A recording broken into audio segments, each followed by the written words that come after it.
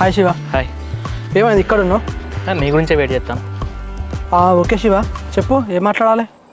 అదే మొన్న నీతో మాట్లాడినా కదా, దాని గురించి ఇంటికి పోయి ఆలోచించినాక నువ్వు చెప్పింది కూడా కరెక్ట్ అనిపించింది. ఇక నీకు చెల్లె పెళ్లి చేద్దామని అనుకుంటాను. మరి ఈడనైతే ఎవరు బలవంతం అయితే ఏం లేదు కదా, నీ ఇష్టపూర్వకంగానే నీ చెల్లెని నాకు ఇద్దాం అనుకుంటాను కదా. బలవంతం ఏం లేదు, ఇంటి పోయినాక నేను కూడా ఆలోచించిన.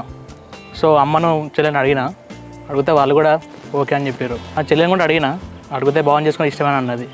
ఇక నేను కూడా ఆలోచించిన తర్వాత నాకు ఏమర్థమైందంటే నా చెల్లి ఇష్టం కాదని నేను అందుకే ఒప్పుకున్నాను. ఓకే శివ, కానీ నువ్వు తీసుకున్న యొక్క మంచి నిర్ణయంతో ఇటు మీ ఫ్యామిలీ ఇటు మా ఫ్యామిలీ అందరం చాలా రోజుల తర్వాత హ్యాపీగా ఉన్నాం. ఇదే హ్యాపీనెస్ మన రెండు కుటుంబాలల్లో ఇక ఇప్పటికి ఉండాలని చెప్పేసి నేను కోరుకుంటాను. ఇక ఎన్ని రోజులు బట్టి అంటే నేను మీ నాన్నతో కానీ మీ తమ్ముతో గొడవలు పెట్టుకున్నా. సో అవన్నీ మీరు ఏం మనసులో పెట్టుకోరని అనుకుంటున్నాను.